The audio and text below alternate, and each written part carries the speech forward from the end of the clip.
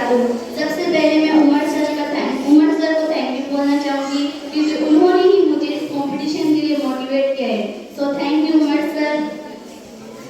अब मैं अपनी बुक का रिव्यू दोबारा पेश करने वाली हूँ। मेरी बुक का नाम है प्रोफेसर बीरबल साहनी। कभी कभी इस संसार में कुछ ऐसे लोग जन्म लेते हैं जो अपने कठिन परिश्रम और महान कार्य द्वारा इस संसार को एक नई दिशा प्रदान करते हैं। उन्हीं में से एक है प्रोफेसर बीरबल साहनी, जिनका जन्म पश्चिम पंजाब के भेड़ा नामक नगर में 14 नवंबर 1891 ईस्वी में हुआ था। पेड़ पौधों के प्रति उनका प्रेम बचपन से ही दिखाई देने लगा था। उनके घर में एक छोटी सी प्रयोगशाला थी जिसमें जगह जगह से लाए गए भिन्न भिन्न पौधे बोतलों में सुरक्षित रहते थे। वो बचपन से ही कुशाग्र बुद्धि थे। उन्होंने सन 1911 में पंजाब विश्वविद्यालय से स्नातक की उपाधि प्राप्त कर उसी वर्ष इंग्लैंड में कैम्ब्रिज जाकर इमैनुअल कॉलेज में दाखिला लिया। मचोई हिम्मत की इस यात्रा के दौरान जब वो एक गड्ढे में झांक रहे थे तो उन्हें बड़ा रोचक अनुभव हुआ। उन्हें बर्फ में जम जाने से मरा एक घोड़ा दिखाई दिया। वह रस्सी पर बर्फ पर ना फिसलने वाली रस्सी की चप्पल पहन अपने भाइयों और गाइड के साथ उस स्थान पर पहुंचे। संध्या हुई तो बर्फ गिरने लगी और बर्फ की बारिश इतनी तेज हो रही थी कि सबके दब जाने का खतरा था।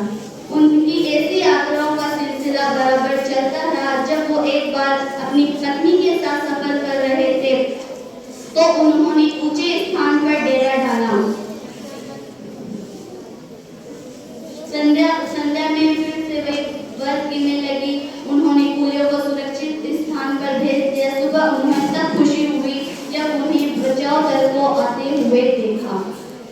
सन 1914 में कैम्ब्रिज से स्नातक की उपाधि प्राप्त कर मूल वनस्पति और भू विज्ञान के प्रोफेसर नियुक्त हुए। भू वनस्पति यानी पेड़ पौधों के अवशेष जो वर्षों पहले चट्टान और जमीन के नीचे दब गए थे। सन 1919 में लंदन में प्रोफेसर ऑफ साइंस का शोध कार्य पेश किया। उसी वर्ष जब वो भारत लौट रहे थे तो एक वर्ष बनारस में और 2 वर्ष पंजाब विश्वविद्यालय में पढ़ाने के बाद लखनऊ में वनस्पति विभाग के अध्यक्ष नियुक्त हुए। सन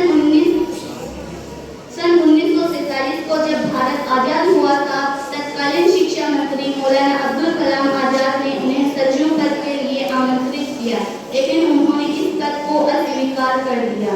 उनके पढ़ाने का ढंग बड़ा ही सरल और रोचक था। उन्होंने खादी के कपड़े पहनना शुरू कर दिए। पंडित जवाहरलाल नेहरू ने उनके प्रति ये कहा कि प्रोफेसर साहनी एक संतुलित प्रकृति के हैं जो कि एक वैज्ञानिक को होना चाहिए। उन्होंने इस बात का भी अध्ययन किया कि सिंधु घाटी सभ्यता में उस वक्त चावल और अन्य खाद्यान्नों की खेती कैसे की जाती थी। विज्ञान में शायद ही कोई ऐसा कार्य रहा होगा कि जिसमें उन्हें सफलता न मिली हो। विज्ञान के हर एक कार्य में उन्हें सफलता मिली थी।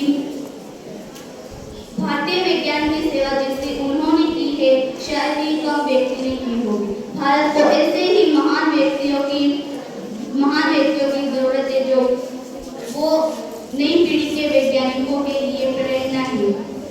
10 अप्रैल 1849 को हार्ट अटैक के कारण उनका देहांत हो गया। उनकी वैज्ञानिक उपलब्धियां इतनी अधिक है कि उनका वर्णन करना कठिन है। उनके वैज्ञानिक कार्यों के द्वारा भारत को सदैव हमें उनकी याद दिलाती है। अस्सलामु अलैकुम व रहमतुल्लाहि व बरकातहू।